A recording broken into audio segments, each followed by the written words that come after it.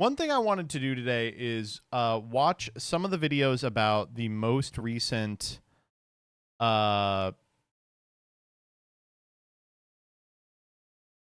Edison changes. And I wanted to watch Sunny's because Sunny is smart rather than just watch a YouTuber's. I'm going to Pre-watch make jump scare. I thumbed through it a little bit. this video because a lot of players have very negative feelings about the recent Ultimate Time Wizard announcement, and I don't want to invalidate anyone's feelings. If you're unhappy about the changes, I think that's completely valid, and there are definitely concerns about the recent policy. And to be clear, I do want to invalidate other people's opinions. However, I think there are actually quite a few benefits that could arise from this change. I usually don't like to speak about credentials because I don't think anyone needs to have them in order to have a good discussion, but I thought I would speak on behalf of those who are optimistic about these changes as someone who not only has a more competitive background, but also played back during actual Edison format. Real quick, I do want to say, I both played during actual Edison format, and I'm way more competitively practiced than Sunny. The problem is that I've gotten unlucky 100,000 times. Oh my god, wait, the Give Joseph Money train is giving out golden kappas.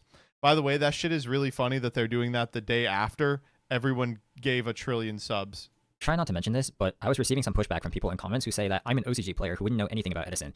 I never wanted to be known as an OCG player. I have been actively playing Edison since its revival in 2021, and I'm also currently the winner of RBET Rulers 2024, which is commonly regarded as the Edison World Championship and the most difficult tournament of each year. Okay, wait. The most difficult Edison tournament of the year, I think we can all agree, is Dream Wizards Locals, which I've won a couple of times. So that actually invalidates that. Most of the advantages of the changes will be concerning newer and returning players, but I will also talk about the disadvantages of the decision near the end of the video. For clarity, I will sometimes be referring to the current rulings and errata versions of Edison as Advanced Edison. A majority of people's concern, to my understanding, is primarily based on historical accuracy and principle. That's understandable. Removing priority and shifting cards to erratas is scary, but in a way, I think this change may be functionally getting us closer to historical accuracy. Okay, I'm skipping this part because I don't care about it. I understand that a lot of people are like, listen, it's very important for accuracy reasons that we play it exactly the way that it was played historically. I don't think that's true at all. And I think that people that are using that as their primary argument as to why the existing like rule shift is a bad thing are totally misguided and setting themselves up to totally lose the argument, because who cares about historical accuracy? You know, we're not playing historically relevant Dandy Warrior mirrors. You know, we're playing a weird amalgamation of 50 different things. And, you know, God forbid there's like SJC prize cards in everyone's decks. Additionally, without talking about the meta or decks, most of the changes are related to rulings. A lot of top players I talked to made fun of me for this. But yes, I think rulings are genuinely the things that matter less to returning players. These are by far the easiest things to forget. There were a ton of rulings I forgot when I returned to Edison. I didn't know that Raiko targeted first and milled afterwards. I didn't know that Aaron didn't negate flips. Like, some of these things may seem obvious, but that's because we have been playing for so many years now. I feel like a lot of Edison players have almost forgotten what it was like back in the day, or even their experience when they first started playing again. The internet was a lot more primitive back in 2010. It's not a guarantee you had a ruling expert at your locals back then. I remember we would just ask around and hope one of the better players knew how it worked, and sometimes they wouldn't know either. You can say maybe I went to a bum locals back in 2010, but I feel like it's unlikely every locals had a judge level individual. It's not like today where we can look things up on the Edison website. And Edison does have a lot of jank rulings that are pretty arbitrary because there were no problem-solving card decks back then. There's another reason for this ruling change. Konami probably implemented this change because it's hard to train judges for Edison. I know it feels like Time Wizard judges should know Edison rulings, but the reality is that a lot of the time they don't. Everyone has a ruling story at these tournaments. I have multiple. For example, at YCS Philly in 2023, my judge told me I can't combo Soul Exchange with Substitute because Soul Exchange says Tribute Summon, even though no copy of Soul Exchange has ever been printed to say that. So I'm just -1 for fun, and I'm missing my normal summon as well. When you go to a Time Wizard event, it's genuinely gambling your rulings, and that means making uniform rulings would be a benefit not only for logistics, but also for player confidence. My last reason. So I think this is, in my opinion, the best argument for the change, is that it empowers judges to be able to consistently rule on things. And I think a lot of people kind of paper over this sort of belief in the importance of having a judge staff that is knowledgeable about the Edison rules base by being like, well, they should know it, like it's super popular. And think about the reality of the situation at YCS level events, right? The way the Time Wizard events are run isn't like they're like, today we're running Time Wizard 2010. So if you want a 2010 flight, show up and do a 2010 flight. They say, we're running Time Wizard flights. Show up, tell us your preferred format, and we will get a pod together for you. So it's not that judges have to know Edison, it's that judges have to technically be able to know every single format that's ever happened. Now, this is at odds with the reality of the situation, which is that if you ever go to a YCS, what you'll experience is there's like 4 GOAT pods that fire, 1,000 Edison pods that fire, and one Tengu pod that fires, and then there's a couple of extras that fire as like people who came with an 8 stack decide they want a meme. Like Caleb.exe will bring the Nimbugs to play Meadowlands, or like maybe some rando will run July or 2018 Firewall formats as a gag. But I think this is an argument for running Time Wizard differently and just being like, we will be hosting 2010 Time Wizard at this, not an argument for completely overhauling the rulings for the benefit of judges that are still going to be fucked under this situation. You're going to get a lot of people mad at them. Additionally, I think it's a little infantilizing, right? Or to think that judges won't be able to learn stuff like the Edison rulings. Like, it would be so much easier than all this rigmarole for Konami to just put out a list of rulings that impact Edison. EdisonFormat.com has a list of rulings that impact Edison that they could just put, like, they could standardize right now and hand to judges before they judge an Edison event. I don't know. And for why I don't think the ruling change is as bad as people are expressing is because people already do not get upset about the ruling changes we have now. For example, we will accept wrong rulings that everyone agrees are wrong or bad for gameplay just because we found a random Pojo post that said a judge ruled it wrong at the time. Everyone knows Quick Draw Special shouldn't start a chain, but we changed it because a judge ruled it incorrectly at SJC Edison.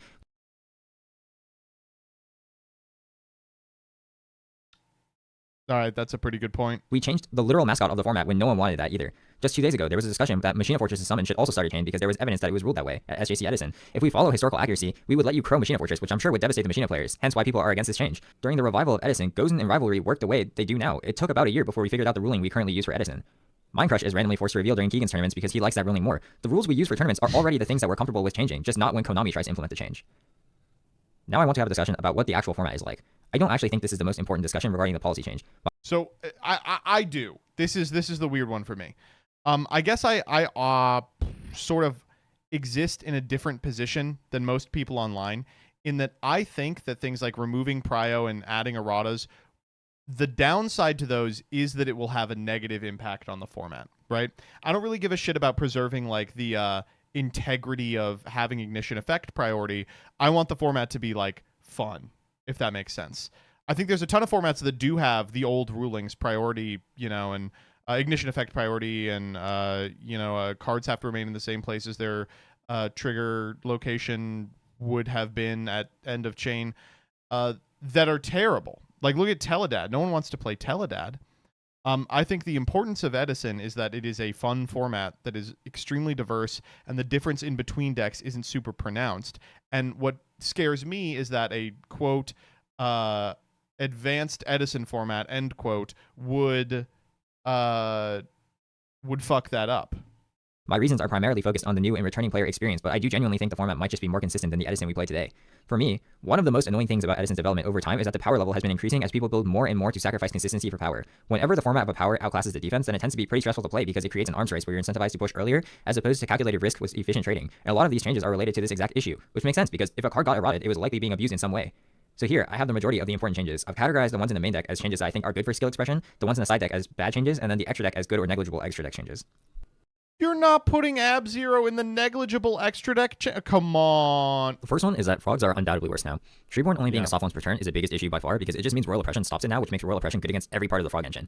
Substitute also loses priority. As a devoted frog player, I probably summoned Substitute the second most of anyone in history, and honestly, I think this is a good change. It never really made sense that Substitute call priority was safe into everything except for Solemn and Oppression.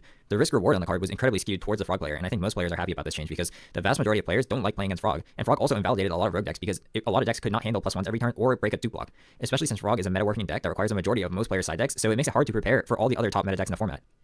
Second would be this row of cards that are affected by loss of priority. It stops important starters. I don't know. I guess the argument would be, do you think a deck as powerful as frogs, or an engine as powerful as frogs, I assume, is valuable as like a meter stick for the format? Like, something's going to have to keep the rogue decks down. If it's not going to be frogs, it's going to be something a little further down the ladder in terms of power level. Personally, I was comfortable with frogs eating rogue decks lunch. And bombs, but I think this is a good change as well. These are the top complaints from Edison players about the format. You can play a clean game, tight resource management, flawless trading, and then they top Dark Dragon and they kill you.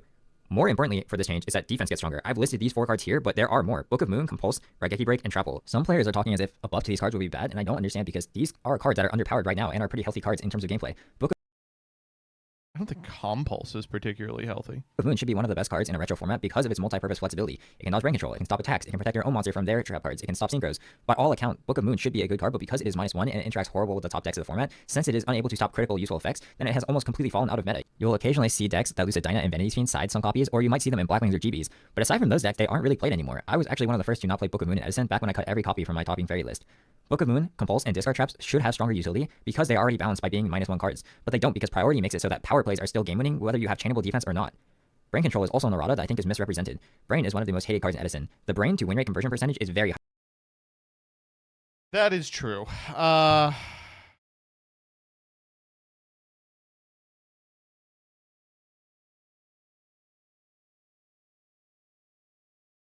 Isn't Minecon out by this point?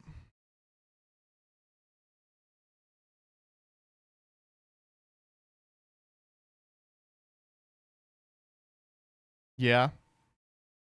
Minecon is like the version of BrainCon that doesn't make me want to jump. High. Some players are talking about Brain as being bad now. That's not true at all. Very rarely was Brain used to steal an actual boss monster in the context of an actual Edison game. It did happen, but most of the time you were stealing something that is still a target now. And even if you had a conversion for Brain in the past, then you still have a conversion for that Brain control target today. Brain Caius will still break every single board in the format except for lone boss monster boards. Future Fusion is a problem. Some players who say Future Fusion is not a problem, I feel like don't play enough Edison. It's really only essential for Diva Hero and then decks that treat it as Exodia. But I like Diva Hero. I don't think that's great design. If you're a Jinzo lover, it's unfortunate that your Jinzo OTK doesn't work anymore, but it also wasn't great that these types of decks literally did nothing without Future Fusion and then would one-shot you if they drew Future Fusion. That's pretty bad deck design in my opinion. Jinzo, Dragon Turbo, Dark Calling, Roids, other decks would also play it such as Hero Beat or Hero Frog, but it was absolutely not essential to either one of these decks. Even back in the day, the first time I saw Future Fusion reveal 5 God Dragons, send 3 Wyverns and Red MD, I thought that was breaking the game. And no one even debates this. Every single person who plays a Future Fusion deck agrees that Future Fusion is not balanced. The last changes up here are just fixing quick draw. I mean, this would just be... I don't know. I feel like a significant amount of Sunny's perspective here is just a difference in opinion in what decks are allowed to do. Like, I think decks are allowed to have a totally above the board, like, way broken individual card in a deck that's otherwise unremarkable. Like, the Jinzo deck isn't like Tenpai, where like every single game is exactly the same and every single combo goes exactly the same. It's you are playing a really bad deck, and the payoff is you get one really cool high roll card. Like, I think that's all right. And I guess if you want Edison to be more about it, you know, it might. This is a position where Sunny's rhetorical perspective, positioning rather, as like a top player may be a detriment to them. Because I think it's really good when bad players can take games off good players on the back of cards that are way too powerful. Like, I think that adds an interesting element to a game that's otherwise functionally chess. And it's for that reason that I like cards like Dad and Future Fusion and JD and shit like that. Draw, Machina Fortress, and Mind Crush. Machina Fortress hasn't been changed in Edison yet, but based on the Pojo form found by Bori, it does look like it should be ruled the same as Quick Draw. For the extra deck, Colossal Arm is fun to do for sure, but it's definitely one of the ways lost games are stolen. Konami removed it because it is breaking the game. This is the first 50k in the game that punished you. Okay, to be clear, is Colossal Arm changed? I was under the impression that the Hidden Arsenal print unchanged it, which would be its current errata. But I mean, again, I could be wrong about it. I do agree that Colossal Arm is definitely should not be in the format. Like that, it is ridiculous. For trying to play the game normally and committing a semi-large monster. Fish is one of my favorite decks of all time, but I think a lot of people would agree with me that Colossal Arm is pretty toxic. Yeah, no. Ancient Fairy Dragon is negligible. No deck was seriously playing it for its effect except for KFC, and I play more KFC than anyone in the world. Every other deck just uses it as a 3000 defense chump blocker. If they use it at all. Absolute Zero is nerfed, which is probably good. Right now, counterplay against Absolute Zero is just not to commit too many monsters against hero decks. Having removal options in the form of Brinac, Compulse, or Wingblast is probably good because it means you can push against hero decks with some sort of efficient counterplay, and the Absolute Zero is still a power play that will go even in card advantage except against suppression. I don't know. I just feel like every hero deck just fundamentally, or all the you know hero decks that are playing Miracle, just rely so much on Absolute Zero that like the trap lineup changing in such a capacity that they eat alive critters that the way the trap lineup is changing, stuff like Compulse becoming more powerful, bodes poorly for hero in a world where also this change goes through. Like, what I'm concerned about isn't like now people have counterplay to Ab Zero, but instead now hero decks are not playable. But of course, there are also bad changes.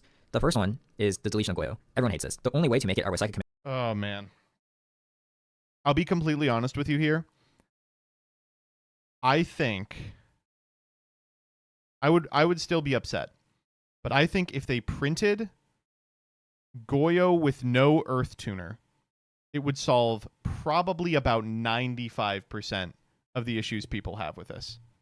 Commander, Sabers, or Nettles now. Shiba Warrior Taro also if you're really cooking, but that is an unfortunate change that didn't need to happen.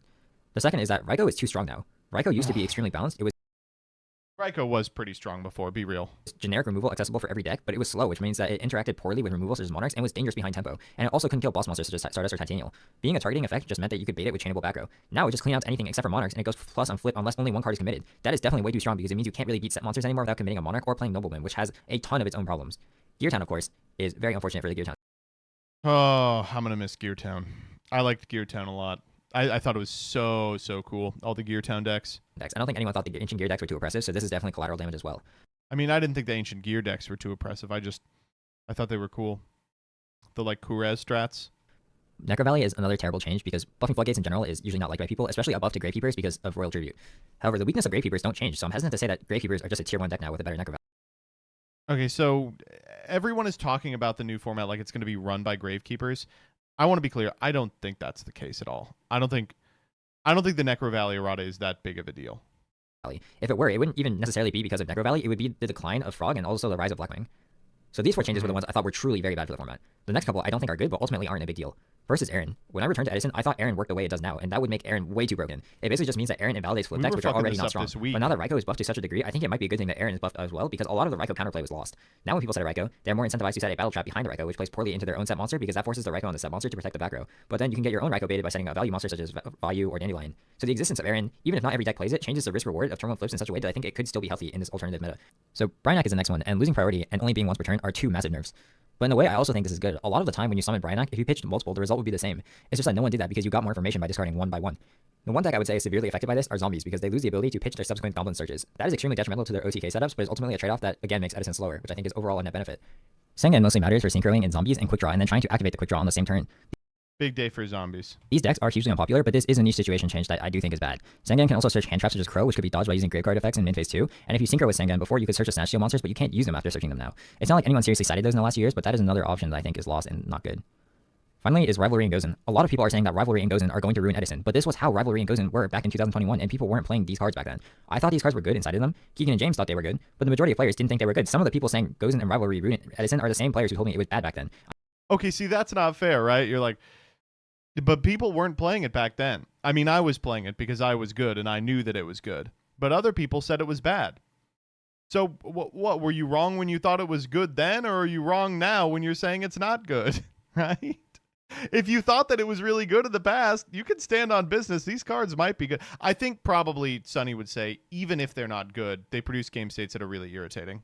I know opinions can change, but all of the backlash from mine is just weird to me because I feel like a lot of the reasons people are giving for why this change is bad do not reflect history. I think these two are overrated personally. Floodgates and Edison are already weak. They have never been weaker in any format than Edison format, and they are weak for reasons that Gozen and Rivalry don't change. How many trap floodgates are played? It's just Royal Oppression to create and Master Restrict. Occasionally Skill Drain and Nightmare are also played, but those are rarely played now because Lightsworns have fallen off, and also Skill Drain is just not supported by most decks in the format. So Edison is so wide, but people don't play Floods even though there are a lot of Floods that cover a lot of matchups. Why is that? It's because Edison has too much removal. Edison has more spot removal than any format in history. For a Floodgate to be strong, it has to floodgate the Floodgate outs. That's why these are the only Floodgates that are played. All of these flood the outs except Oppression, which is just the best Floodgate in the format.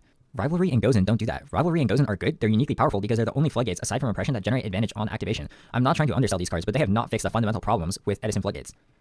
The situation these two... If you conceptualize these as just torrential tribute that requires your opponent to dedicate a removal spell to it, that's still probably good enough, right? Cards have errata that are distinct from the current Edison ruling is tributing Raikou and Treeborn for Caius. I think the Raikou situation is very overrated. Committing multiple cards in the Raikou is the most ideal situation for Raikou. If they actually had Raikou Caius, they would be killing the back row first and then Caiusing the monster. That's always how it's been. You have to win a 50-50 on the back row, then flip it afterward for this to ever be a play, and then they can still set their other flip monsters. It will occasionally matter for Hamster, but then you gave the Raikou a guaranteed plus when that gets flipped. So Treeborn is a major concern. How many decks does this affect? It's my deck. It's Frogs. This is primarily a Frog hit more than anything else. Yes, I understand they're going to be played more, so you have them for more situations that they're already good in for the current format, but even looking at meta decks, all decks have built-in removal in their engine. Even a deck affected by Rivalry such as Lightsworn have multiple ways to kill it. Diva Hero still kills it the same way with Prodigy and Caius. Frogs can float into Unifrog. GBs are another deck. They're out as Bestiari, and luckily Equest and Bestiari have the same type and attribute. That's funny. But you flip it when they don't have those. Overall, I do a lot of replay analysis. The majority of lost games in Edison are due to misplays, but almost every single one that isn't are due to bombs such as Dark Arms or Brain Control. Removing power from these cards has been a request made by the players for years. If you look for videos on how to fix Edison format on YouTube, you'll find players asking for these changes, but now that they're actually being implemented, it's being negatively received. I think giving power to the defensive cards will bring back and forth trading. These cards such as Book of Moon, Compulse, and Discard Traps are already flawed in that they're -1 value, and thus must occupy very little deck space, which means you have an extra add layer to gameplay where people have to consider holding their -1 defense for power plays. I mean, so this is... We just disagree on a very fundamental level, right? Is like, I have no problem with games being determined by bombs. I think bombs are a necessary part of Yu-Gi-Oh! I think they're like super cool, like big flashy monsters and shit. But if you don't think that, this is internally consistent. So there's a trade-off, because we're losing the technical advantages that we get from taking advantage of knowledge checks with priority. For example, if you normal summon Sirocco and then declare the effect with no black... Again, I don't really want to get into the priority discussion because, like... priority knowledge checks does feel like a shitty way to win a game. They're like not real. ...on field and then chain torrential or deck dev to make cards miss timing such as Frog. But when I win just from knowledge checking my opponent, I personally don't feel very good. This is just a me thing, but when I play, I'd rather my opponent make the best decision they can, assuming they know the rulings. A lot of people who play in real life just do not know all the rulings. They might be returning players or don't play a lot online. When you go to larger events, you do meet a lot of these players, and that's why I feel like skill expression may be increasing, because we may have lost the skill expression surrounding priority tricks, but we've placed a greater emphasis on trading in longer games. In terms of the meta, not the cards, everyone is dooming about Blackwings. Some people are saying Blackwings will be tier 0. I'm gonna be clear, I am also dooming about Blackwings. I can guarantee with 100% certainty that cannot happen. Every deck is nerfed. People like to say that, but Blackwings get goes in their rivalry, so players think it must be the best. I'm not convinced Blackwing is guaranteed to be better. I think this is a very simplistic view of the format. If you think about this change as the ban list, the decks that are the least hit on the ban list are not necessarily the ones that will be the best deck of any given format. Earlier, I talked about why goes in rivalry matter less than most people think, in my opinion. But the thing about Blackwing is that the meta had shifted in a way that became less hostile for it over time. People will make fun of me for this, but Blackwing's highest placement at SJC Edison was top 16. It did very bad for a deck of its quality. It was a low sample size considering that's one tournament, but if we look at the meta, it's not hard to see why it didn't perform. The deck basically looks identical to how it is today. Blackwing is a deck that probably changed the least historically. People were on infinite flip monsters and spot removal at the time. Blackwing doesn't trade well into 1-for-1 spot removal, and cards such as Gravekeeper Spy are hamsters. The meta back in the day was genuinely a lot scarier to play for Blackwings, and this was also true during Edison's revival. Blackwing was popular and almost always top 2 representation at every tournament, but it wasn't top 8 in most tournaments. I feel like people forget that. It didn't even make top 8 until 7th place at RBET2 during the first RBET season. Honestly, a lot of it is Frog's fault. Frog just demands way too much side deck space from every deck, and it also just kills all the slower rogue decks because it naturally outgrinds them. We've established that defense such as Book of Moon and Trap Hole are going to be better in this format, and that Frog gets worse. All of these are bad signs for Blackwing if the defense shifts back to being better against Blackwing. It could be the best deck or better. I'm not saying that's impossible. I'm confident it will be among the best decks. But to say the format just blatantly buffed Blackwing and hit every other deck, I don't think is accurate. I feel like that's very disrespectful to Edison's demonstrated resiliency over the years. Of course, not all effects of this change are good. It was very bad that they announced this change after people were already planning to go to nationals. Jeez, I honestly, like, the timing could not have been worse. With flights and hotels already booked, that's very unfortunate for everyone who is registered. The timing of the announcement was definitely too late from Konami. Second, it also divides the community. That's also horrible. If it were huge problem. Like, Edison is already a sliver of a sliver in terms of representation. Up to me, I would have banned Trap Dustry and Brain Control for my ideal Edison format, and most people hate these cards. But the reason we never did that, even though a lot of people hate those cards, is because it would be terrible to divide the format. It's definitely bad if we can't come to a consensus, because then we have a split community. In my opinion, one of the biggest reasons Tengu never grew big, and also why Toss isn't currently big, is because of this exact reason. It's awkward when you can't decide if you're going to play Toronto Tengu or Columbus Tengu, and okay, I'm gonna be honest. I, as someone who spent a fair amount of time in like the Tengu community, was this a real discussion people were having? When some people only play one, your community can never be as big as it should be. It also definitely has negative spillover effects for other formats. I haven't done a deep analysis of other formats such as GOAT to give an opinion, but I'm sure even though I believe the Edison changes are good, that does not mean all other format changes are the same. Right. I do think concerns that this is a slippery slope or arbitrary are unfounded. The rules are pretty clear. We play with current card text and no priority. There is almost no chance that we are randomly banning cards in the future because Konami doesn't really do erratas anymore. I know this isn't what a lot of people want to hear, and please believe me when I say I don't want people to think I have some nefarious goal or anything. If you think about it from my perspective, Sonny has a nefarious goal. Have spent more hours on the current version of Edison compared to almost every single person in the world, and my favorite deck is one of the decks getting hit the hardest by erratas. If anyone should hate these changes, it should be me. But ultimately, when I think about it, I can't objectively say this is a horrible decision in good faith. I maybe don't make as many videos about Edison anymore, but my one true love is and will always be retro formats. Everything I've done in Edison has been to grow Edison. Starting this channel, making all my deck lists public, answering everyone's questions in Discord, replay analysis, publicizing my side deck sheets. It's why the first thing you see when you click on my channel is the promotion of Edison YouTubers. My ultimate goal has always been to share my love for Edison with as many people as possible, and in order to grow Edison, the hardcore Edison players like me aren't the most important. It's the newer and returning players. I will outlast everyone in the world for Edison format. I can guarantee it. In 2091, when I'm 90 years old, completely geriatric, immobile, I'm still going to be normal summoning Stratos. My two greatest hopefully they won't errata it by then. Priorities for a competitive activity are high skill ceiling, because otherwise I wouldn't play it, but even more important is a low skill floor, or else we cannot gain the people necessary for a community to flourish. And I think this is a change that could push both ends of that spectrum. I think this is a change that could be better for both newer and returning players, as well as us, the existing players, as long as we keep an open mind, because we need to be honest. No one is publicly saying this because it will be bad for community health, but at this point we need an intervention, so I'll be the one to say it. Edison will eventually decline, just as any community does. And there are people in the community that already think this is happening. They won't say it outside of private discords, but you can see the effects. How many established players have you seen in the past year offload their Edison collection? And when I mean, be real. This is a Yu-Gi-Oh problem in general, right? asked if they're quitting, they just reply, haha, I'm just letting other players get the good stuff. Are you actually believing that? Like, people's actions will reflect their beliefs. Edison is not dead, not even close, but its growth has definitely slowed down. Notice how all the Edison content creators, except for Keegan, Echo, and Fraser, can't break the 4,000 sub barrier. Notice That's been true forever, right? how there's not even half as many online tournaments as there were in the last 3 years.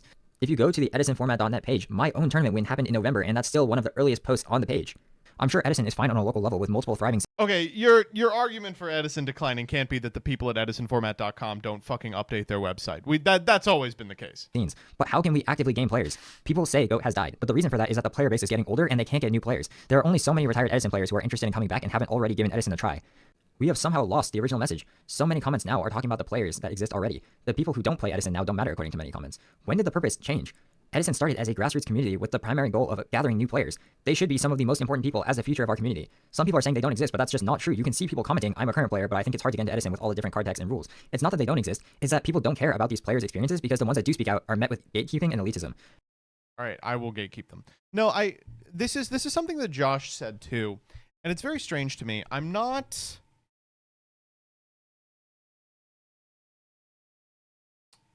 I think that Josh and Sunny and Konami just don't understand the purpose of these events, I guess I would say. So I think all of them have in their mind the example of a prototypical Yu-Gi-Oh player who wants to play Edison, right? And they envision it as an individual who is already totally bought in and enamored with advanced format Yu-Gi-Oh, but would like to try out another format just to do so. They check out Edison format, read about ignition effect priority, and go, oh my god, I can't believe it, I'm out. Okay? I don't doubt that these people exist, and Sunny, has spoken to some, so, apparently they are around. But it boggles my mind to think, firstly, that anyone would get through the weirdness that is advanced rulings and then be like, but there's an ignition effect? You're telling me that there's an effect priority completely analogous to quick effect priority that I also have to understand? Like, I get that. I don't really think that that's too big a bridge for them to jump. But I guess I would just say I don't think these people are the target demo for Edison. Right?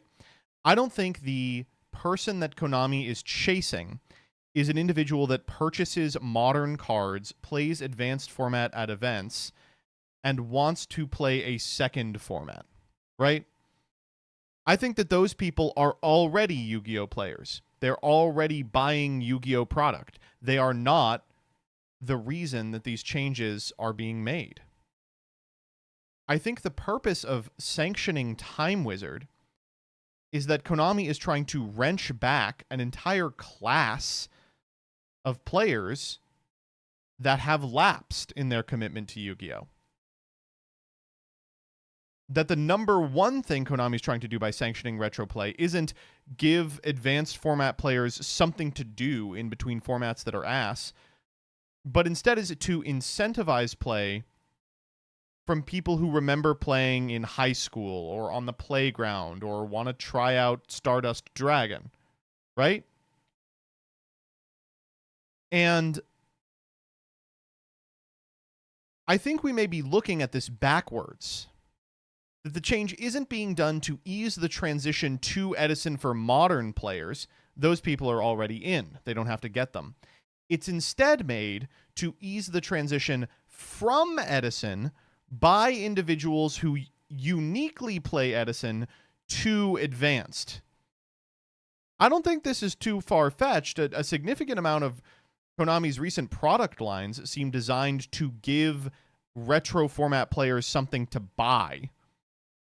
I think this is meant to remove the barrier in the mind of Edison players between Edison and Modern and make them think, well, I should pick up those Ryziel cards as well. There's certainly some number of people who play Modern, want a different experience, and find Edison frustrating because of rules wackiness. I understand that.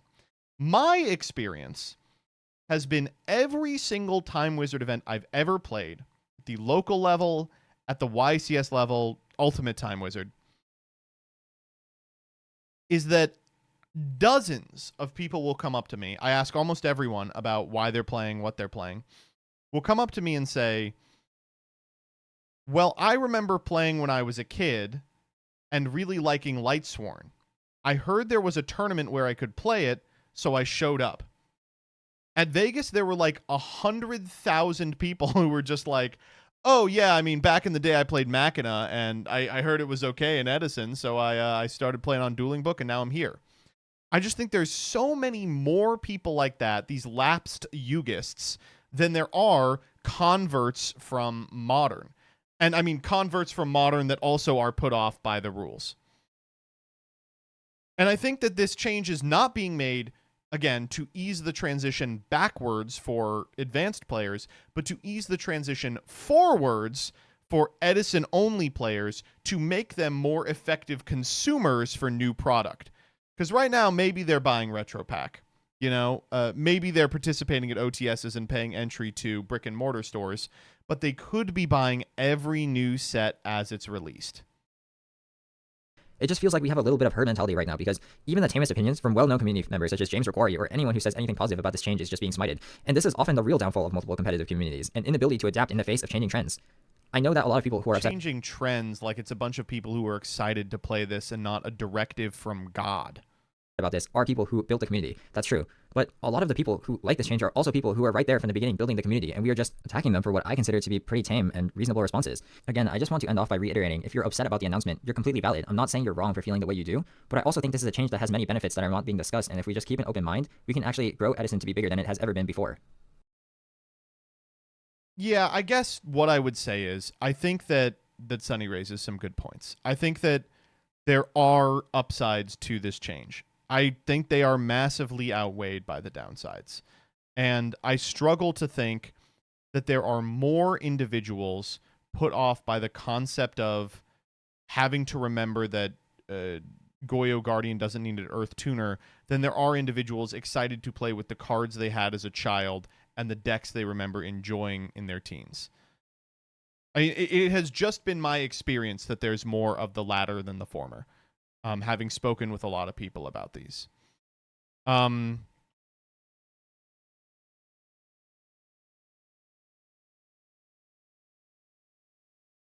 I do think that, like, historical accuracy as a barometer, I skipped completely over it because I totally agree that that's a total nothing argument.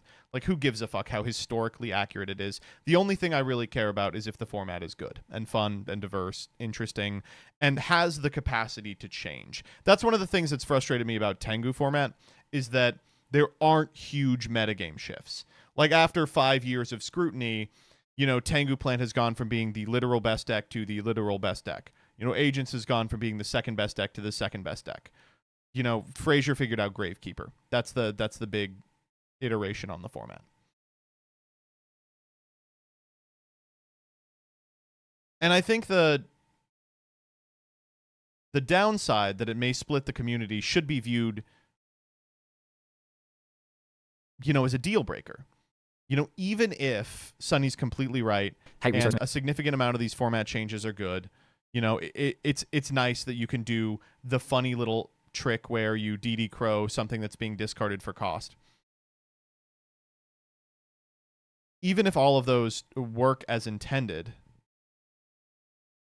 splitting the community into people who do and do not want to operate with these new changes risks the format, regardless of how good it is.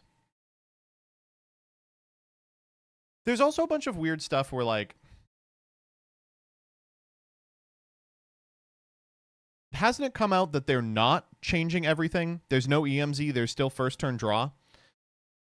So someone who's moving from Modern backwards has to consider, like, ignition effect priority a sufficient filter by which they will not engage with the format, but other old rules, first turn draw, and no EMZ, those are okay. You know, it's just this like weird, nebulous, fuzzy. We're enforcing some old directives, but not others. I mean, I think there is this discussion can only be understood through one lens, and that is they are making the decision to do this not because of anything relative to IRL play. They're making this decision because that is what mechanically they can do in Master Duel. Right? Has anyone else noticed that the changes that are being implemented are exactly the things that work in Master Duel? Like, they're able to prevent the EMZ and do the first turn draw because they coded that in already. The reason they can't do ignition effect priority, erratas, or field spell changes because that's what's in Master Duel. Like, that's the whole reason. Legacy format ladder soon. That's the thing, is like, I think legacy format ladder is a really cool idea. I hope it gets into the client, but I don't know why it has to be a 1-to-1 with paper play. Like, why on earth can't we just play no prio errata cards Edison in client on Master Duel while prio erratas Edison exists in paper? There's already a degree of separation between what's played on Master Duel and what's in advanced format in both the TCG and the OCG. It's not an analogous format to either of those. Why does it have to be picture perfect for Edison or for GOAT? Especially because it's dealing with like OCG release dates, so GOAT and Edison look completely different anyway.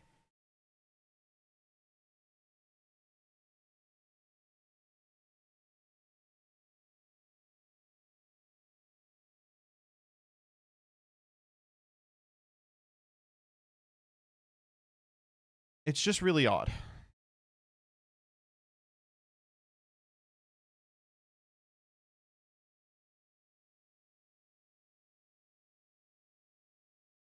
I'm sorry, but this has the same vibe as Chuck Schumer's Long Island centrist Tulpa, but for hypothetical Edison players. My Tulpa is Edison or advanced player filtered by ignition effect priority. Advanced player who wants so badly to play Edison format, but ooh, the priority. Ooh, I can't get over the priority. Advanced format player who is so fucking annoyed about the skill checks that exist in Edison. But, you know, if you just declare Fateful Adventure, you really don't have to tell them which effect you're using.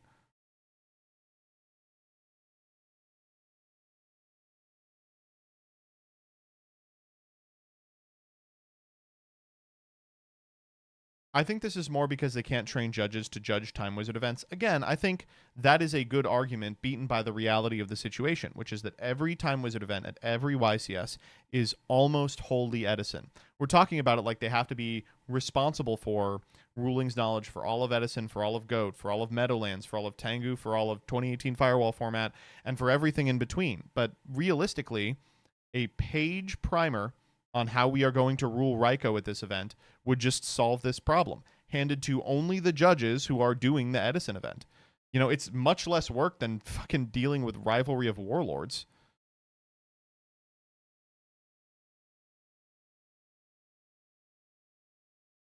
Wouldn't it be nice if other formats had events, though? Yeah, well, if they kill Edison, then the other formats will have events.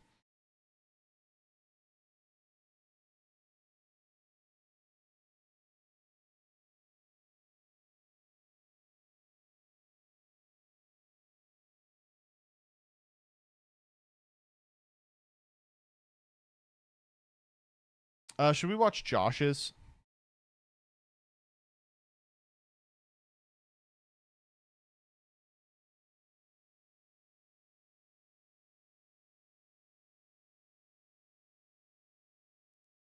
And the first thing we're going to talk about is, of course, the Edison drama, I suppose.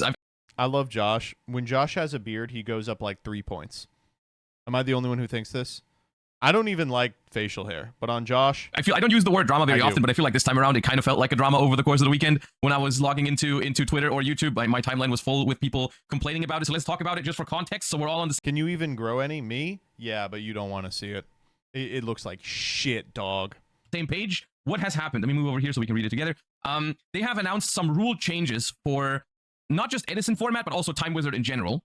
But of course, it does mostly affect Edison format because that is currently the biggest Time Wizard format, but it also affects GOAT. and some other Time Wizard formats as well that are more or less popular. But cards have gotten errata over the time. So we can talk about some examples of this that are specifically relevant for Edison. Like things that come to mind immediately are like Brain Control, Goyo Guardian, Future Fusion, and there's a bunch more. Sinister Serpent for Gold event, and I don't usually have that much time to participate in Time Wizard like official tournaments. The majority of the time when I play Time Wizard, it's with friends, right, at home, or even at like tournaments. I can sit down with friends and play some Time Wizard. That is most of the time how I do it, and in those cases, this will not affect the way I play Time Wizard with my friends. Like if I want to play Time Wizard with the old rules with my friends, I can still do that. I do want to be completely honest. It will. I know you're saying it won't, but it will. Everyone always does this. They're like, if you want to play by the old rules, you still can. Just play them with your friends. No, man. Your friends are going to start carrying Konami legal Edison decks with them. When they whip them out to play casually, you're not going to be like having this conversation. They're going to be like, we're going to play with what we have. What we have is decks built for Konami events. It's the same with people being like, well, you know, if a card's banned, you can still play with the old one. Yeah, and you won't. For official tournaments, of course, this is something that is going to impact it a decent amount. The only comparison I personally have to this is that this is basically how the Time Wizard duel trials have worked in Master Duel, right? In Master Duel, they had those sort of like 2005 GOAT format or 2000. This is true, but of course, remember that neither of those events were GOAT or Edison. They were the OCG's variant, which were fundamentally different. 10 Edison format, they had those duel trials with those older ban lists and older card pool and stuff like that. In those settings, you still had to play with the new card text, for example, right? Like in those events, you still played with errata, Brain Control, errata, Future Fusion, and so on and so forth. And I'm going to be honest with you, even though that was one of my critique points of those events, I still had a great time when they happened. And to be clear, if they were to bring this back as like a retro format ladder, I think they should. And I would have a great time playing all errata, no prio Edison with the 2010 OCG card pool.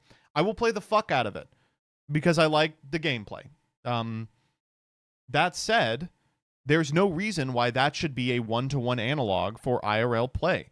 No other Master Duel feature is a one-to-one analog for IRL paper play. And I think that, I guess, is something that is to take away from this entire thing is like, you can still have fun with those kind of rule sets. It's a change to Edison format. It is. You're not playing Edison format the same way that you did back in the day.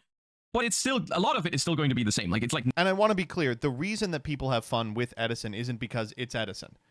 You know, the reason that people have fun with Edison is because it's a balanced, well-rounded format. And this change risks that. Like, that's what they're upset about. 90% the same. Even though some very important cards work differently, it's still 90% the same would be like, well, if you like Agov, you can still play Agov. We've just made the decision that Maxi is legal. 90% of the time, you're going to be playing the same cards. Doesn't mean the format is terrible. I know people are not very happy with change in general when they've just been going to Time Wizard events over the last couple of years. I mean, especially with this, whose stated outcome is that it won't change. I do think there's a realistic chance that if this is something that that people don't like, that are traveling to major events to play in the Ultimate Time Wizard tournaments, people might stop doing that. And then there's a world where, you know, that is the feedback that they receive, basically, like these events are now less popular than before, so we're going to revert this or something. I mean, be honest, they will cancel Time Wizard. That's what they'll do. That's the outcome here. For the most part, I don't think this is a positive change, even though I do see some of the reasoning for it, which I don't know. Let's think about the reasoning for a second at least. What could they be? Because I've been wondering about this in general. Like why did they change this to begin with? And I feel like just trying to think about it, like this does make it so the rules of Time Wizard formats are more in line with the rules of modern Yu-Gi-Oh, of course. And I feel like you have to think about it from a perspective of why are they offering Time Wizard events to begin with, right? Time Wizard events probably are not, they're not being offered to sell Yu-Gi-Oh cards, I feel like, because the majority of Edison players have their cards and they don't really need to buy new product to get their cards. I mean, there's been retro cards in the rarity. That's why. They're trying to get Edison players to buy new product by teaching them modern rulings. They want them to make the jump. Collections, but for the most part, you know, they're not making a ton of money off of people playing Time Wizard because they usually use old cards. They are not interested in the new stuff. So what's the reason for offering Time Wizard events, right? Because, I mean, they're not making a lot of money off of it. I feel like they are offering these tournaments as a way for people to get back into the game. Like people that played back in the day can kind of like return to Yu-Gi-Oh in an easier way than just like playing Modern right off the bat. But to be clear, the best way to do that is to enable them to play with the cards, erratas, and rulings that they remember. And I feel like maybe what they thought was it's an easier way for people to get into Yu-Gi-Oh if the rules are the same. Like someone like, and I do think this is a valid point, by the way. At least from my experience, there's definitely people that like when they get back into Yu-Gi-Oh, the first thing they are recommended is like play some Time Wizard to get used to the game before you play Modern or whatever. Like that is something that does happen. But the fact that that can still happen with the old rulings makes me wonder why we changed them. And then I feel like maybe it's weird for those people when they play Time Wizard with completely different rule sets. Like they're so used to priority and maybe other rulings that are different and so on and so forth. And I think that is maybe easier to get into Modern Yu-Gi-Oh! If you are used to the exact same rules. Because it's not the exact same because like Pendulum Zone and Extra Monster Zone is like different, but like the rest is going to be the same. It also makes it a lot easier for judges at events to judge Time Wizard because I basically, and I can tell you this from my perspective, even as someone who's played in 2010, even as someone who's played in 2010, you forget about these rulings. Like you don't remember. I don't remember all the things how they were in 2010. And when I play Edison, I always have to remind myself like how did this work again? Like did Raiko target? Did this card like how did this card interact? How did this ruling work? And a lot of judges, they judge basically you'd have to if you want to do it properly, you'd have to basically have judges specifically learning Time Wizard stuff and just to host Time Wizard events in the exact same form as they were back in the day, which ultimately maybe they reached a conclusion it wasn't worth it, right? Like maybe it's not worth. And then the thing is like, I mean, the easy way to do that is just to disseminate a page worth of information to everyone who's staffed on the Time Wizard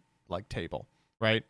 If you don't want them to have to be responsible for every single format, you announce beforehand, we are doing 2010 here. You can run 2010. Yes, this changes Edison, but in some ways it also like changes Edison, not even for the worse. Like I would argue, I'll go out on a limb here, and Dragon players are going to hate me for this, but Future Fusion was a card that should have never been printed the way it was printed. So maybe if we're removing Future Fusion haters, you hate to see it, honestly. Future Fusion from Edison format. But again, now the argument has become, okay, maybe this is a bad thing, but there are some quality gameplay implications, which is like, fine, if you want to play a format in which Future Fusion works differently or is not legal, skip ahead in time 6 months, right? Maybe there's a world where it becomes a better format. I know you're going to hate me for saying this. Again, we have other formats where Future Fusion is illegal that have not caught on. Like, there's a reason why this one has. I don't want to risk that by removing load-bearing pieces of the equation. But Edison format, like, there's a couple of cards. There is a couple of cards that are not healthy. And I'm not talking about my boy Goyo Guardian. They did my boy Goyo Guardian dirty, okay? But Goyo Guardian is just the poster child for this. Like, he's so integral to the format. So relevant to the Edison experience, so necessary from a balance perspective, and now is just totally unplayable. Future Fusion is one of the examples that has received not even like Bryo, where errata. like you still can do it like 70% of the time. And then Priority as well. Priority is a ruling that they removed because it didn't make sense. Ultimately, no one is asking these days to I don't think that's true. I don't think they removed it because it didn't make sense. Bring Priority back. So yes, it changes Edison format, but it still remains a good format. So ultimately, I personally can still see myself. A huge assumption, though. Yes, they're changing Edison format, but it still remains a good format. It very easily could not. I hope that it remains a good format. If it remains a good format, that'll be good. But it's also very possible that these changes make it much worse. Of entering a Time Wizard events with those slightly adjusted rules. That's the thing I care about the most. I want to be clear. Not about historical accuracy, not about any of that shit. I care about, is the format better or worse than it was before the changes? And if it's worse, that sucks. And I think it's 100% like valid if people hate these changes and they want to play Edison exactly the way it was back in the day. I think that's valid. For me personally, this is not as big of a deal as people are making it, because I can still see myself entering these tournaments, and I can still see myself having fun in these. And I do see some of the reasonings behind it. So I don't know how to... Does Josh play Time Wizard at YCSs? It's like, I can see myself entering these tournaments. Does he? He's in too long. He's too good at advanced to ever have to play side events. Feel about this exactly. I think if you want to have fun at an Edison public event, like at a major event, I think that is still possible, even when you can't play Goyo Guardian, or even when like Red Eyes Darkness Metal Dragon has a text changer. Dude, and you can have fun playing Teledad format, but you don't, because the format is not fun and bad. Like, this all rests on the assumption that Edison will be fine, that it will still be good after all these hits, despite the fact that it is the only format outside of GOAT with any sort of lasting power. You got to understand, these are fragile-ass formats. Or whatever. So I don't think this is as massive of a deal. Bryonac, Rank Control, Red MD, Raiko, Absolute Zero. Yeah, there's changes. I'm not saying it changes nothing. I'm just saying that what's left after all these changes might still be a good format. It might. But people already have a good format that is being taken from them. Like, if your best argument for these changes is, it might still be good, well, it's good now. and it's still going to be fun, I think, and it's still going to be reminiscent of old Yu-Gi-Oh in a lot of ways still. Like it's He's just saying this basically based in off some ways it nothing, brings some based fresh off air into vibes. Edison format, you know, which is not the worst thing ever. It's not about whether it's enjoyable. This change kills Edison's identity. Brio errata plus no Prio is basically demolishing the iconic play that Brio is. At these public events, yes. But you can still play Edison. Like, where did Edison come from? I do like, as soon as someone tells him something that like defeats the argument, he's like, yeah, but you can still ignore it if you're with your friends.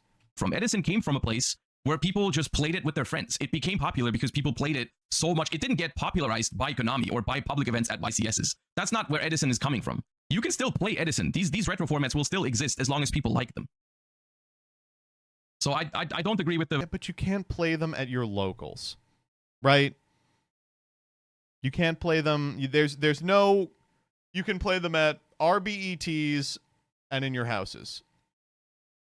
You can't play them at locals. Like, that's the biggest one for me.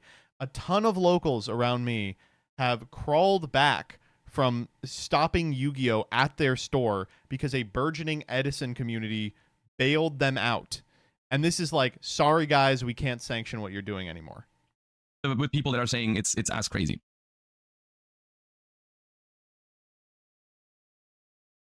Well, they could. Okay, the realistic scenario is that a bunch of locals are going to like do this when you summon Goyo Guardian.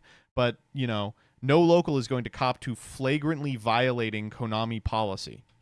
Yes, and now you can never play it at an official event again. You can only never play it at an official event again if you are not willing to even try the new format. Because I see you guys say, wait, what is this? They are saying you can't play old Edison ever again in an official capacity. He's like, well, only if you're not trying the new one. Who knows? The new one might be good. New Coke might taste just as good.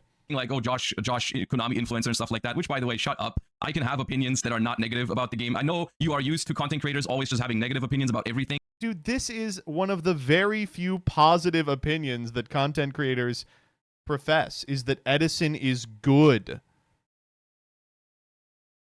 And I'm not saying it's a positive change. I'm giving you a perspective of what to make out of it. I am saying that your criticism is 100% valid if you listened to what I was saying. And I do think that this changes Edison, and I do think it's valid to not like it, but I also think it is valid to maybe think about whether it is still playable with that. And I do think it is. And I can say this from my experience. I've played this format in Master Duel. This exact format, basically. I've played it in Master Duel. Totally different card pool. Uses OCG cards from 2010. And that format is fine. They should put it in Master Duel. But they should also not fuck with Paper Edison. And it was still fun. I had a great time in the Goat Duel trial. Although I will be completely honest, it also was dominated by fucking terrible-ass combo decks, remember? I had a great time in the Edison Duel trial. They were all fun. They all still felt like, to me, as someone who's played back in the day, they still felt nostalgic, and they are fine. And I see the reasons why they're doing this, to make it easier for judges, to make it easier for people to switch over from Time Wizard to Modern. From Edison there to are Modern. For this. Remember, this is a decision that is being made not for the health of Edison, for the continued existence of Modern at the expense of Edison. Even in a best-case scenario, the intended goal of this policy is to siphon players from Edison to the format where they will buy more cards. You all understand that, right? Everyone's on the same page as me? Even in a world where post-advanced Edison is good, the goal of aligning the rule set and erratas with Modern is to ease a transition out of Edison and into Modern, where they can purchase cards on a cycle. And Priority was a stupid ruling anyways. Some Yu-Gi-Oh cards deserve to get changed. You can't except for hear my that and Goyo say Guardian. it is healthy and for Edison. I think ultimately it's just fine. That is genuinely my opinion on this. I am paid for Challenger Cups. I am paid for other things. I am not paid for my opinion on the Time Wizard change. And I tell you, like, twice a stream how much I hate Snake Eyes and how much I hate Tenpai. So I'm allowed to have negative opinions, and I voice my negative opinions. But this one is just genuinely something that I, as a big fan of Time Wizard formats, still don't feel that negatively about. I'm sorry. How could you possibly be a big fan of Time Wizard formats and want one of them to no longer be playable? Even if you consider yourself, like,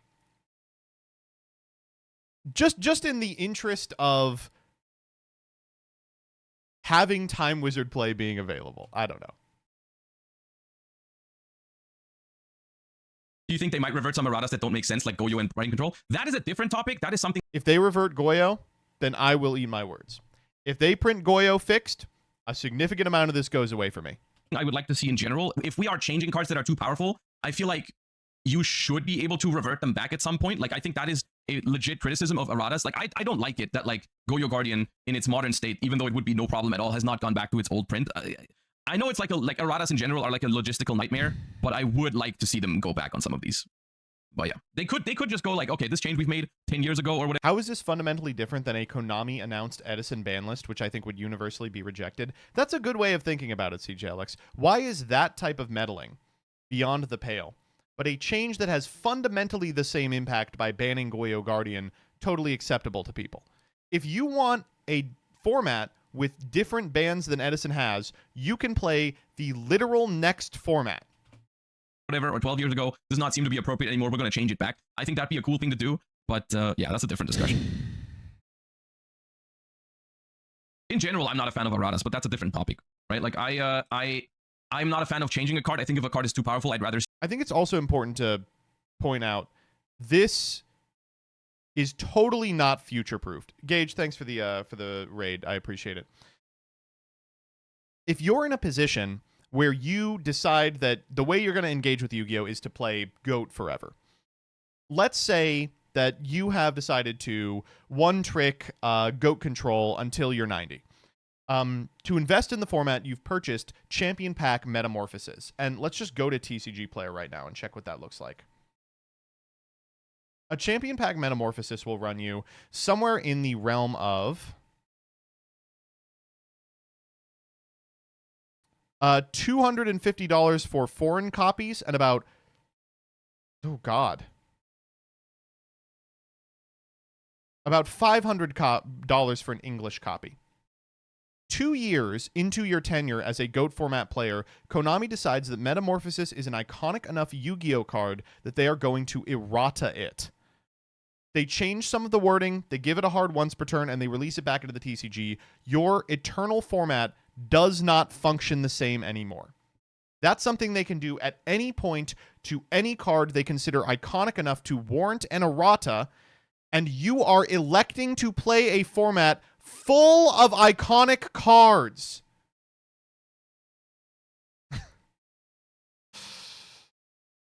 What if Dust Shoot comes back with very specific stipulations about when it can be used, you know? What if they decide to give it the, like, Crush Card Virus style murder treatment, where now Dust Shoot says you can only activate this on your 3rd or 4th turn or beyond? That card goes away forever, you know?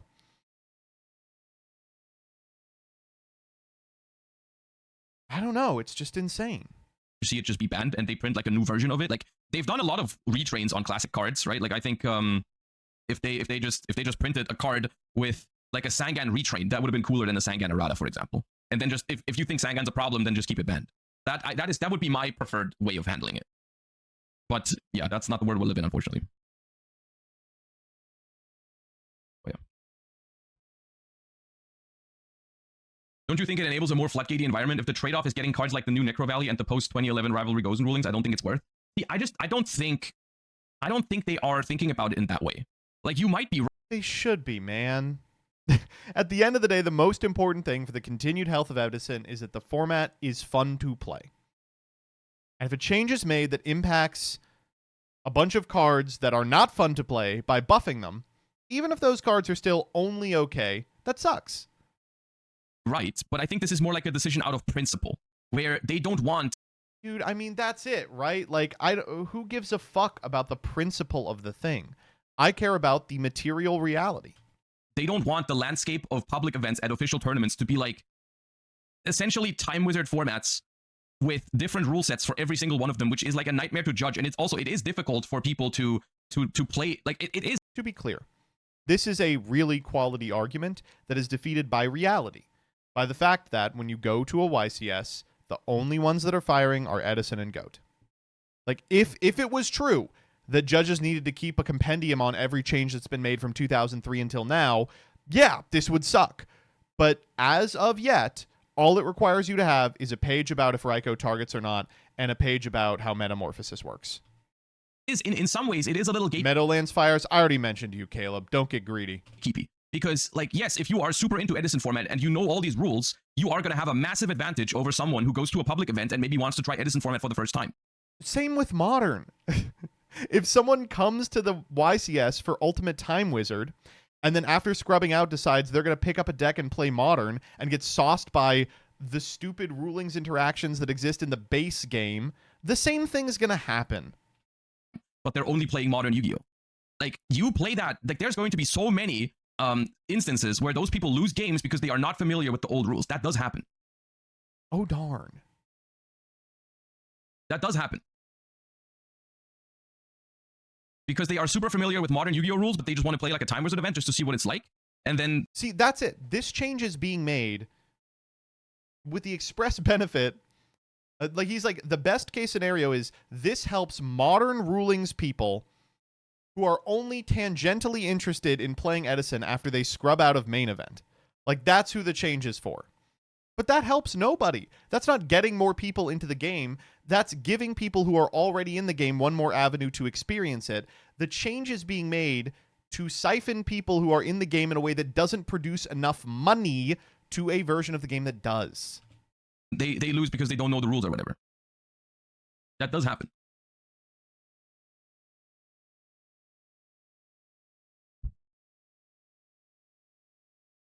That's just for knowledge. I don't know if that's a good argument. I think the argument is not whether that's good or bad. The argument is that that is a barrier to entry for Time Wizard formats for someone who's never played them before.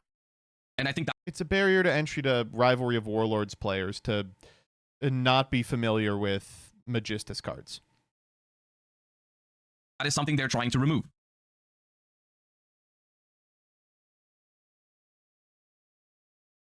The first time I played Time Wizard, I was told I can't respond to a summon, and I thought they were cheating. What, like they use priority?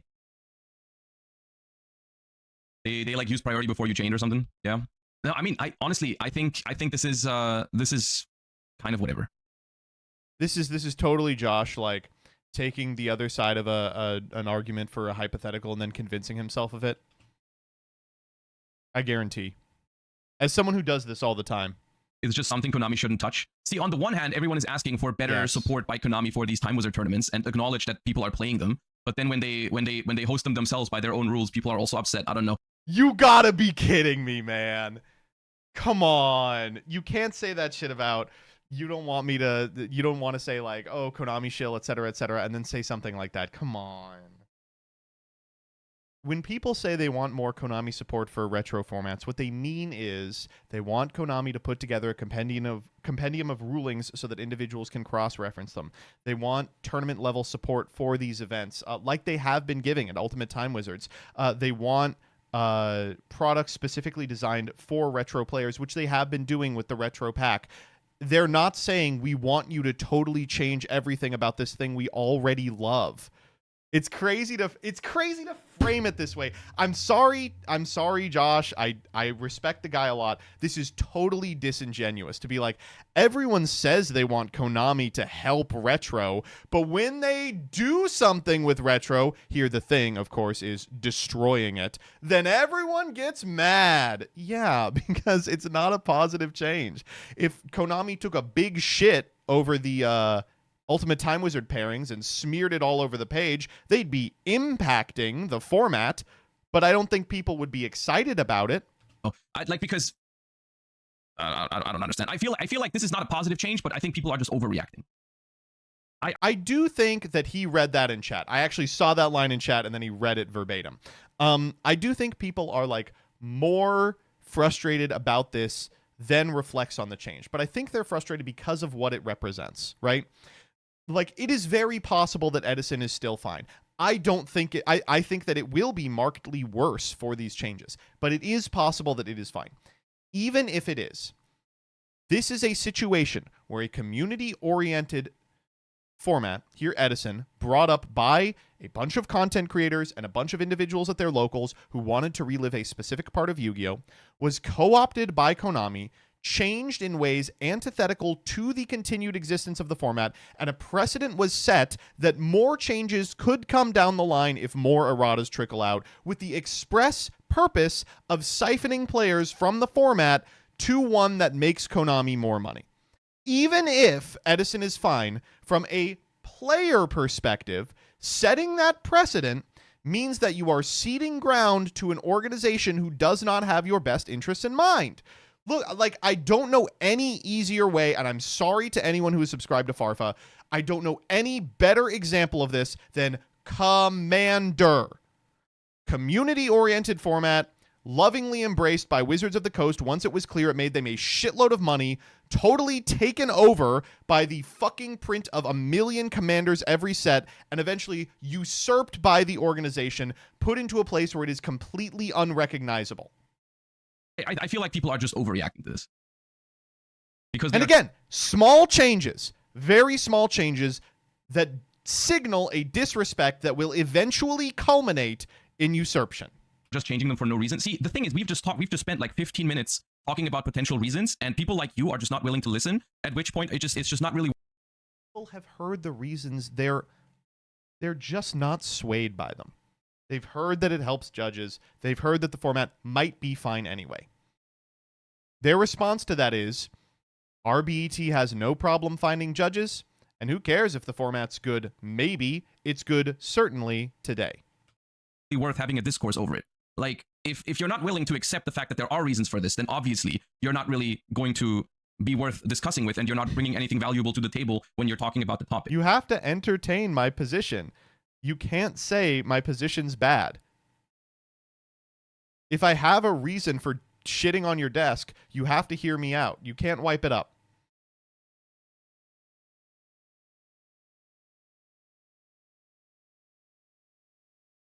The reason is obvious. It makes things smoother for judges, but it's a reason that massively benefits Konami more so than players. I don't think this is true. I genuinely don't think this is true. I think it benefits new players to Edison format a lot. New players to Edison format from advanced. Not new players to Edison format from a position of not playing Yu-Gi-Oh! If you view Edison as a fun distraction from advanced or a stepping stone to advanced, this is completely fine. But if you view it as a means and an end in and of itself, it's frustrating. I think as someone who has played back in the day, I understand all these rules. And Shabbat Shalom, fine shit. Admittedly, though, it seems like just typical Yu-Gi-Oh! Whining and crying. I want to play best of 2 customs lobbies with pre-nerf MSMC. I can't do that because games move on. Wah, poor me. Seems silly in the context of any other game, no? We just spam crying because it's Yu-Gi-Oh! I want to play tier format forever. Surely my whining about that would be discounted, no? You're in the wrong place. Go back to a different streamer, buddy. Really? Raider. Nim, you let these people sit around you? If you want to play tier format forever, you have found your people. That's all I can say. Welcome to the tribe. Come on in. We'll play tier format forever together. I think I can play in a Time Wizard format, whatever. But I think someone who only plays modern Yu-Gi-Oh, if they want to try Time Wizard, it's a lot easier now than it was before.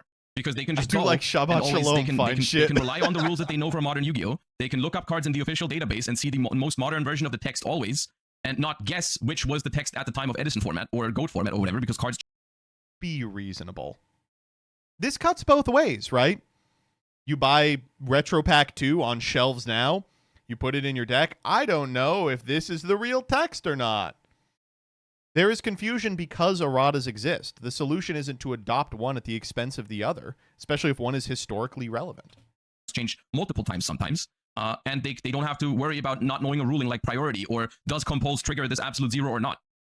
That's, again, Josh is speaking from the perspective of an advanced player trying to play Edison. He is unable to conceptualize a lapsed Yu-Gi-Oh! Player who rejoins Edison. Those individuals are not going to be that upset about those. And moreover, I find it hard to believe that a modern player would be so out of their gourd hearing about ignition effect priority that they would drop it. These kind of things but are again, I'll definitely defer in to favor of the Sonny, who player. has met those people.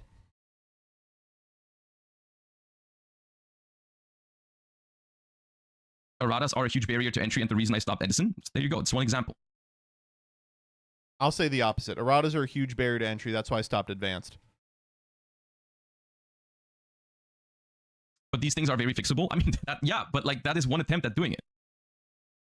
Right? That is what they are attempting with this. Problem in search of a solution. And I think, if people would just Solution in get search over of a this problem. initial reaction, because I'm telling you right now, when I saw this yesterday, I had the exact same reaction. My initial gut reaction was the same thing. Why are they doing this? This is stupid. I just want to play Edison the way it was, right? But then I thought, What if I was contrarian about it? That was my initial reaction to this. The Come more on, I I've think done about this. it, though, the more I understand reasons, and the more I'm willing to try this format.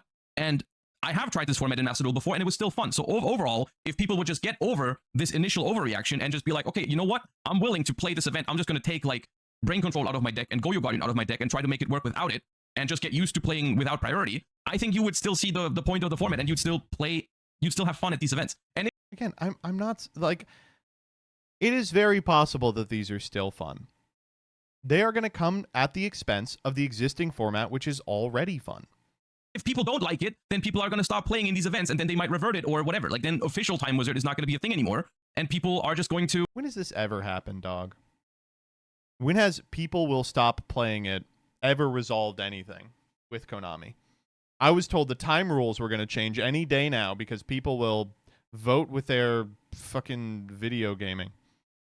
to play. If people stop showing up to Edison events, you know what they're going to do? We're on Ultimate Time Wizard 2014, and you'll never hear about it again. With their friends the way they used to, which is also completely fine. But you can play with your friends the way that you used to, unless you're at an official OTS store, in which case they will lose their accreditation for that.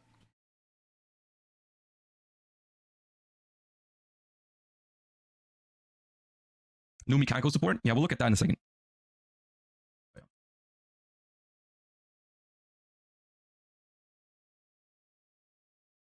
Don't bother. But yeah, it's okay. The only thing that always annoys me about this kind of stuff, genuinely, and I see this right now again, is the fact that like you guys are actively like not accepting that people can have other opinions. Like you will use any excuse to not accept the fact that maybe someone has a different opinion. Like you will tell me, oh yeah, you're just paid by Konami. You're obviously a Konami influencer and whatever. When I say negative stuff about Yu-Gi-Oh! First time. All the time, and I feel like I'm trying to be very calm and have a real discussion about this, and like it's, I don't know, it's weird. It gives me... He's rolling down the list of everything that everyone does when they're on the wrong side of a 90-10. Everyone's just like so antagonistic towards anyone with an opinion on here, like legitimately. Like, and many of you are coming up with many excuses as to why my opinion is invalid. You know, I'm a Konami shill. I'm wrong. I'm paid by Konami. I'm incorrect. I'm logically flawed. My argument doesn't make sense. I'm in the wrong. It's not right. And that I'm white. And honestly, I'm discounting all of those for the same reason. Me a weird vibe whenever we have these sort of discussions. Whenever there is something like this, that's why I try to avoid the more dramatic stuff usually, and because it genuinely just bugs me the way people discuss in this community. It's not just this community; it's in general on the internet, right? Like I don't know. I feel like people are not. Yeah.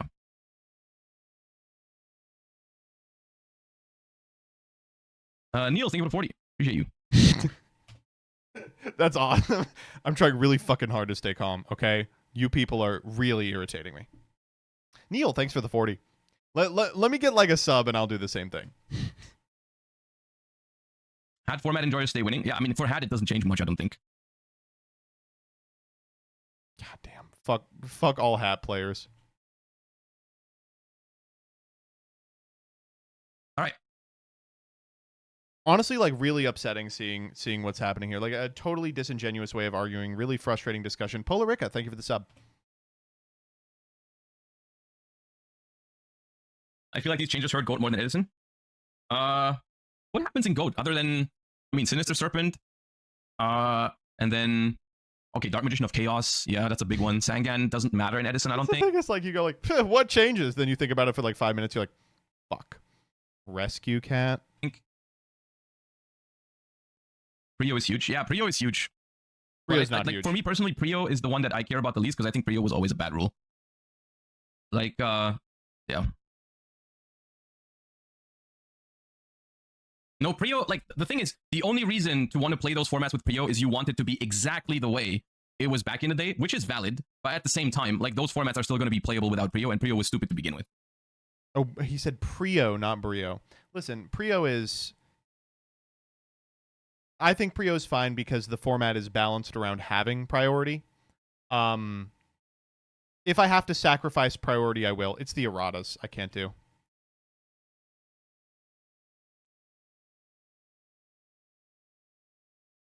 But again, why is the opinion that, like, well, priority was always stupid? Why is that like an obvious assumption? Well, priority was always stupid, so it makes sense to get rid of it. Why? Hat changes too. DD Crow is a huge staple and it doesn't negate cards like Atlanteans anymore. Wait, no, Crow negates Atlanteans. If they send an Atlantean for cost with like Undyne and you Crow it doesn't trigger in modern Yu-Gi-Oh. It's like if you Crow a Hieratic Seals or something, or Bestial Hieratic Seals, it does stop those. So at this point, you're just making stuff up. It used to be different in NA and EU. That is true. It used to be different between NA and EU. I don't. That's cool, by the way, that we get to go back to that. remember which one was which. I believe in EU was where it still would trigger. I think. Yeah, honestly, this sort of the kind of things you're mentioning right now is like the exact thing why I think this is actually like what the reason is to make this happen. Because as someone who plays modern Yu-Gi-Oh, you will know this sort of stuff, or you will think you know. Again, this. I hate to harp on this one. He's imagining a modern player transitioning to Edison, not a lapsed Yugist coming to Edison. This sort of stuff, but then it just depending on which developing time skills format that you enter, don't it just necessarily translate almost. to modern. Like you have no idea when exactly did From this. the perspective of a modern player who wants to play one Edison event a fortnight, yes, this is a good change. From the perspective of anyone who wants to play Edison, it's not. Change or did this not change? And so like you have a DD Crow in your hand, your opponent does something, and you don't know whether it's going to work or not. So I think being consistent about this sort of stuff is not a bad thing. Consistent with modern.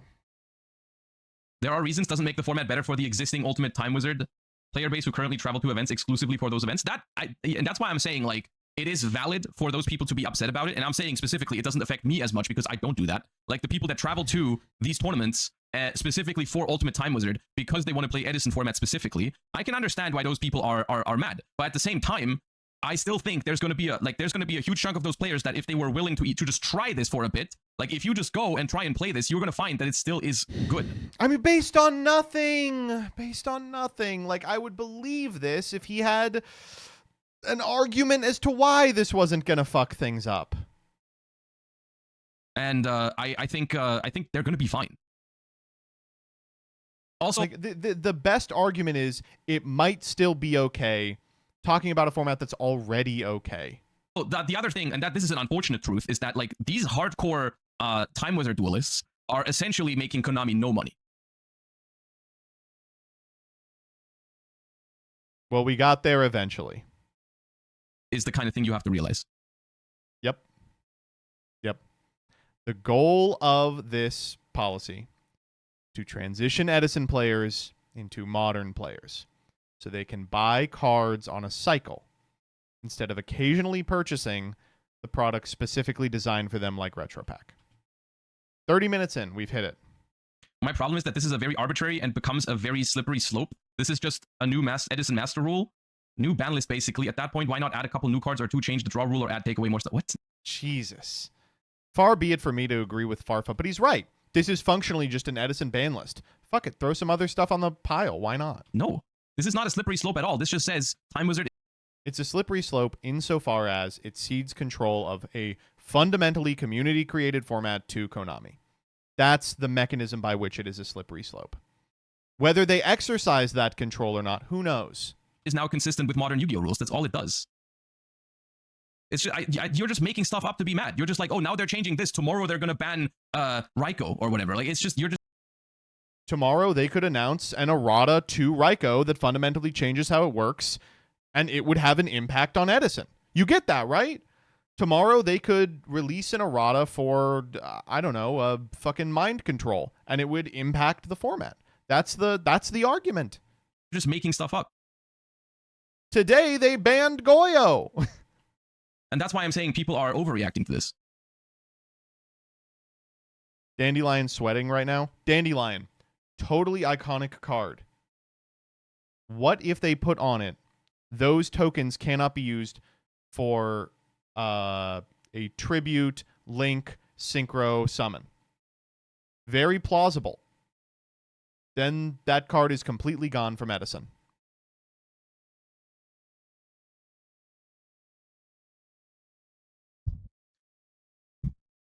So yeah, I don't know. I think it's not the biggest deal in the world, and I think people are going to get over it, and people are either going to decide the format is still worth playing or they won't. But I kind of see where they're coming from. But like that's the frustrating part, right? They can decide if the format is worth playing or they won't. It's worth playing now. Why risk a good thing, even if it turns out fine? Why risk it? Future Fusion 2, which is huge. I'm not arguing that it doesn't change the format. It obviously changes the format. Changes are not always terrible, though. But if you want a changed Edison format, play the format immediately following. You have so many options if you want to play something that isn't Edison. Future Fusion, for example, is a fucked up powerful card. If you don't want to play with Future Fusion, there's a million places you can get your fix. That deserves to be changed. So some of these changes are for the worse, some of these changes are for the better, but it's not like, you know. But all of the infrastructure surrounding these cards is balanced around them working one way. Even if like this errata changes like how Future Fusion resolves, so much of the format hinges on it working in a particular manner. Like you can argue that, like, as Sunny did, that a lot of these individual choices are fine on face. But at the end of the day, you are then playing something that isn't Edison. And if what you like playing is Edison, you are going to play something that likely has a different gameplay experience. Maybe it's not a sufficiently different gameplay experience for you to put it down, but you could always have gotten a different gameplay experience from Edison by playing Tengu, by playing Hat, by playing Teledad. Why is no one doing that? Who knows?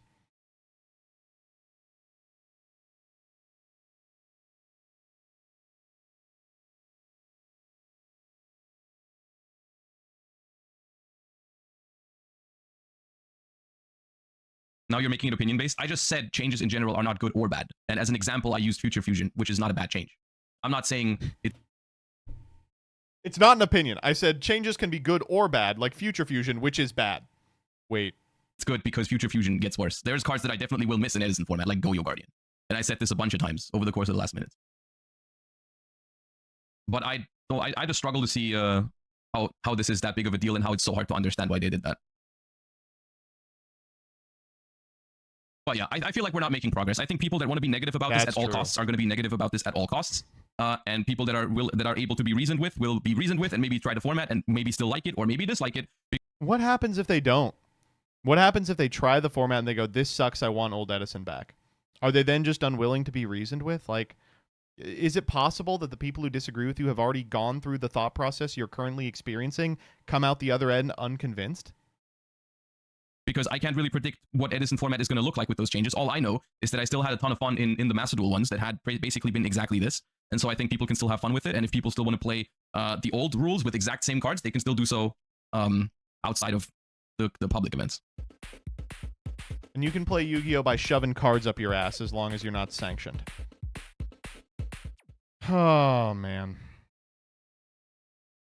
That was really debilitating. And it really did hammer home to me what the actual point of this is, which is a recognition that Edison is becoming the primary and exclusive way that a significant amount of players are engaging with Yu-Gi-Oh! And despite the fact that they are printing products specifically for those people, they are not buying it in sufficient quantities for their investors. So this is meant to ease a transition out of Edison and into Modern, where individuals start buying paper product from Konami more frequently. The reason that it presupposes a player who is familiar with Modern rulings and unable to understand Edison ones is because the Modern player who keeps up with Yu-Gi-Oh! Economically is the only individual Konami cares about. They are not considering the perspective of other people because those people don't make the money. And Edison is a mechanism to pick up lapsed Yugists exists as a transitory step to bringing them into the fold of consumer. That's it. The whole reason. Man, that's rough. And to hear him being like, people going like, man, I think I disagree with you. And he's like, well, then you just can't be reasoned with. Jesus. All right, let's do dual tainting. Can we watch this? Oh, yeah, I know all about the... This has just been in my recommendeds for weeks. Of I'm not reliving watching the exact fucking hour-long Ruxin video. 90 minutes? This is actually it. Wow. Plant Season 290, thank you for just absolutely nailing it on the head. Josh's opinions are rooted in being invested in the modern game. We are presupposing a certain type of player when making these decisions. It just so happens to be the player that makes Konami all the money. And this is a great expression of the fear. Konami's attempt to corporatize a community-built event, deflating any sense of solidarity around it overnight, in essence said, you built this, we gave you the reprints, now that we've reprinted all the retro format cards, we've dismantled it, with the intention of moving them to a place where they can make more money. Like, again, I hate, Farfa viewers, I hate to be like this. 1-1 with Commander. If you are at all familiar with the historicity of, continued existence of Commander, you will see a parallel line overlaid directly on top of it. Ugh. Losing the mandate of Ruxit is crazy. He's the only one buying product. Exactly.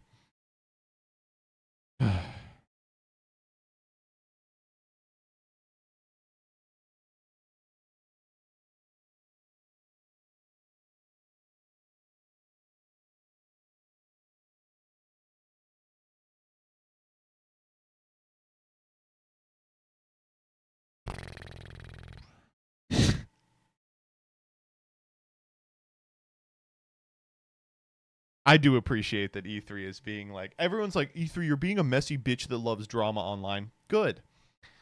I would struggle to think of one person who's put more into cultivating Edison as a community than this asshole. He's allowed to be a little bitch online. Like, that's his prerogative. He should be meaner. I think he should like just start adding everyone who disagrees with him and telling them they're wrong. Did you see people saying E3 is unprofessional? Yeah. By the way, unprofessional, by the way. A billion-dollar valuation company decides we're just going to reveal to you after the point at which you purchased plane tickets that we're not running a UTW, and the Winamats we are running are under a completely different rule set. And in a matter of hours, he puts together a fucking 200-person event he is giving advance entry to for people who got rugged. Like, fucking shit, man. Are you kidding me? Unprofessional. Unprofessional. Professional is when you agree with me on Twitter. Unprofessional is when a billion-dollar corporation fails at something and you have to pick up the slack. That's what unprofessional means. Fuck me. All right, let's fucking do dual-tating. Fuck. Oh my god.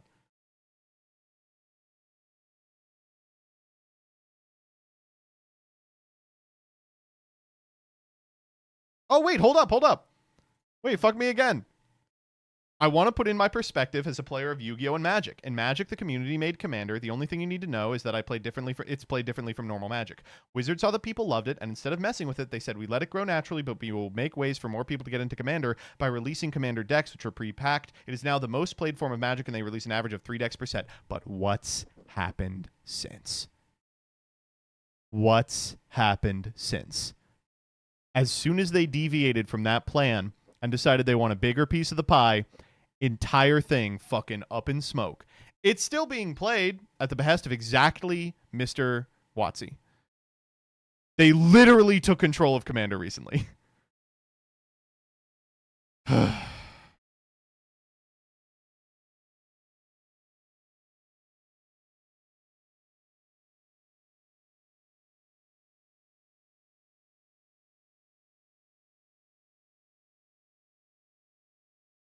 This is our Sukuno versus Gojo. No, this is like if SpongeBob SquarePants accidentally 1v1 to Sukuna and won.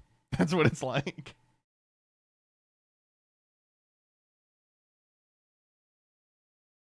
To be fair, one of the main people who was in charge of the rules committee died. So, I don't care. That doesn't mean Watsy gets it. Folks, write your will. Fucking hell. If I was Mr. Edison, the first thing I would do is set up a trust specifically designed to prevent Konami from getting its hands on Edison.